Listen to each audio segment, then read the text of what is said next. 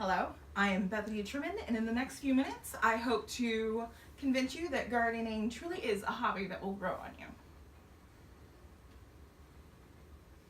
Now, one may not think of gardening in our history, but there are a lot of wonderful historical points in gardening. Gardening is basically what truly started our civilization as we see it today. What really began civilization was the change from hunter-gatherer to an agricultural-based society. And that is a society we now live in today. So essentially, growing your own food is where society began. Rich history there. So it also helped humanity not only form, but it helped us to blossom. Gardens have been a status symbol for years, hundreds and thousands of years actually. We see early mentions of very impressive gardens when you hear of the Hanging Gardens of Babylon, as well as royal gardens. They were essentially definitely a status symbol. The better your garden was, the better your status was.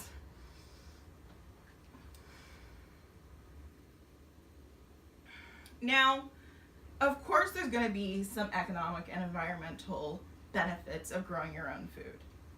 We're going to start with the economical. Now, on average, a person will spend a rough amount of $4,000 simply on produce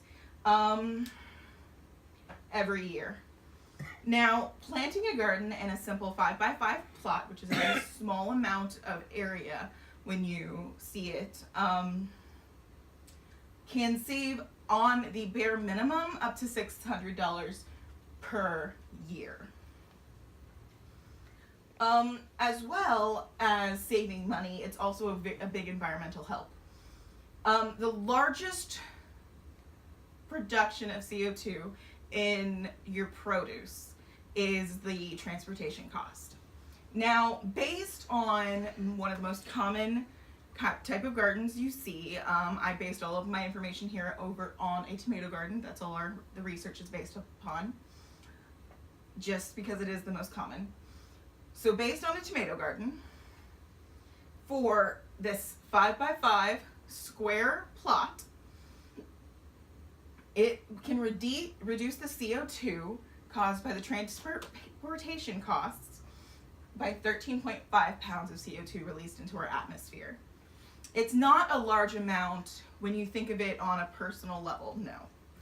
But if we think of this as starting gardens and starting lots of gardens and creating a community basing where everyone's has a garden, think of how much CO2 can be reduced every year by a large group of people gardening. So essentially, by gardening, you're helping to save the planet as well. It also, wonderful thing it does, is reduces the pesticide use. Pesticides are one of the biggest pollutants in our water by runoff from farms and such. One could say that the pesticides that are released into our water are basically killing us. Oh. See what I did there? But on a more serious note here, the cleaner water runoff that comes from the plants that we grow ourselves using no chemical pesticides, that saving of clean water is it's another thing where you don't see it very much on the small end. This is definitely the effects of gardening need to be done on a large group level. So it's not enough that I just love my garden. This is one of the main reasons I want to convince you to have a garden. Because as a group, we can make a very large impact to save our planet. Now, it's not just our planet that we're going to be helping. We're also going to be helping ourselves as well as our families. one of the things, the first thing I stated was that gardening is a hobby. It's also a very constructive hobby and very meditative as well. Putting your hands in dirt can just help you feel a little closer to nature, as well as help you feel very productive. Growing something is one of the main ways that someone can feel productive in their lives, is building something that shows blossoming and shows a literal fruit. It can be done as a great family activity. Getting your children and your spouse involved are great ways to keep everybody out of the house, off of the screens, and have a great bonding family time. It also, you can give your children the chance to learn to be responsible. As I was growing up, my mother has always had a garden. And every year in that garden, when I was little to now as I'm older, she would give us part of the garden that we were in charge of. In that part of the garden, we would water our plants, plant our plants, weed them, prune them. It learned us to be responsible for a living thing. By learning to be responsible for that living thing, we've become very responsible adults now at our mature age. Another thing is these vegetables that the children are growing, they're going to be much more inclined to eat. There's something about being involved from the beginning to the end that will get your children involved in what they're in making their food and growing their food. Then they will see that they want to eat that food more. Now, one of the best benefits you're getting is your health. You're getting a better quality of produce than you would be at a supermarket for pricing that's extremely high even for organic produce. The quality you're getting is completely natural, organic. Even with organic produce we see today, there are still things used inside of those plants and artificial fertilizers used as well. When you grow it yourself, you have complete control over what goes into it. Your fertilizers, whatever pesticides you choose, which are another really easy thing to do without using a chemical pesticides. You're also not using growth hormones, which a vast majority of our food is injected with large amounts of growth hormones. Every single fruit you get, vegetable you get, is most likely coming to some sort of hormone to make it grow or be aesthetically pleasing. When you put these in your own garden, these are things that you're controlling completely. It can also help with eating disorders. This is something that may seem a little odd to put into this slide, but having known people and having friends and family who have suffered from eating disorders, you understand that it roots from a very bad relationship with food. By gardening, you're not interacting with food as a buying and selling. You are putting your passion into that food. And I have seen how gardening can grow a good relationship with food, where you no longer see it as an enemy. You see it as something you've created yourself and you're giving to yourself, and it is something that you've put passion and love into, which can just improve an overall feeling of what your food is. Extremely like this one. Now, I know there's definitely some objections to this. First one I can think of is, does it actually save money?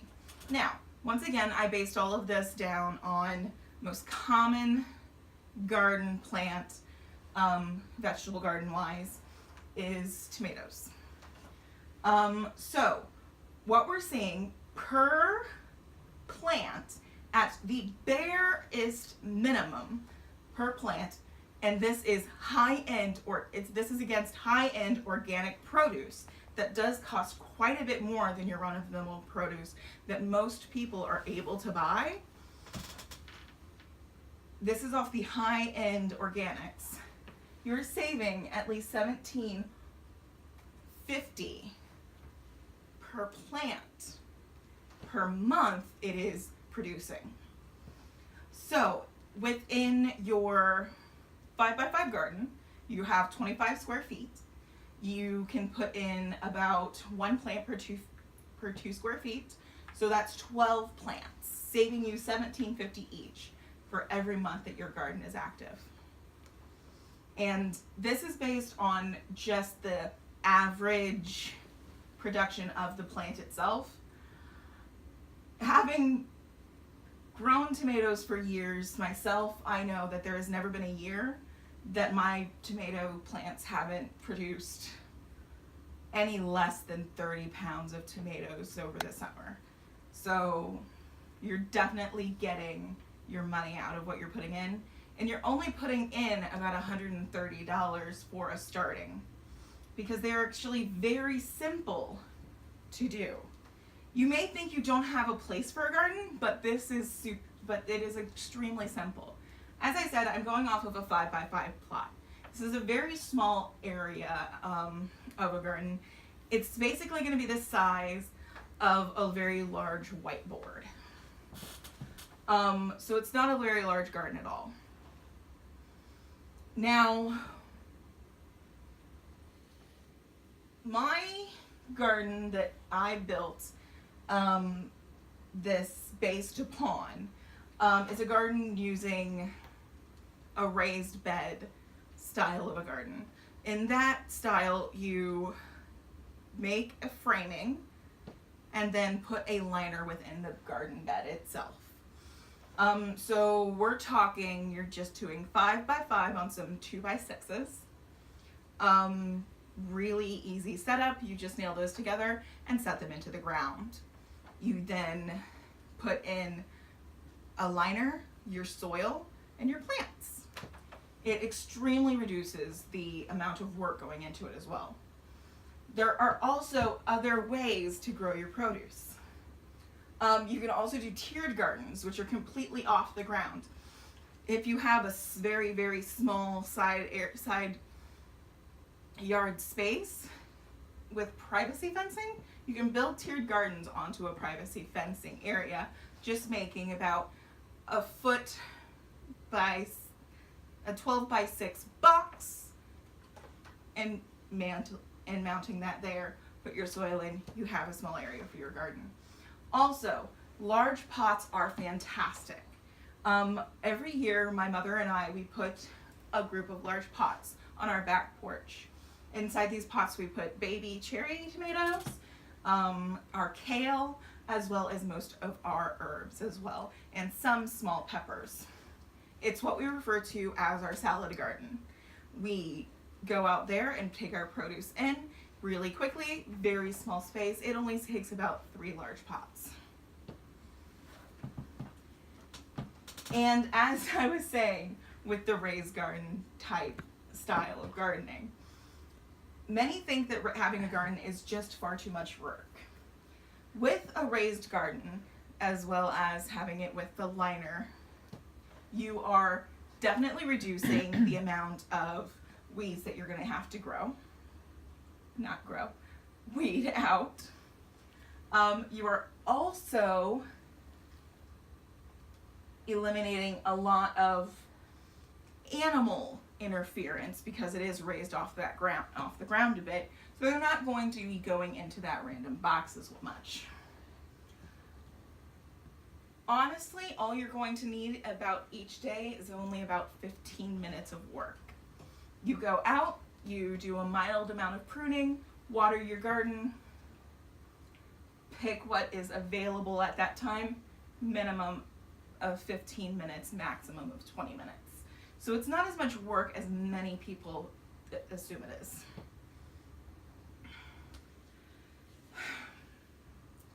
Now, a lot of things people think about raising a garden is that it only produces for a small amount of time in the year. Now, this can be changed. As I was talking with the large pots, if you have a mudroom available, you can bring those larger pots in and have that salad garden throughout the year. If not available for that, you're also going to be able to have small herb pots that you can keep on your counters as well.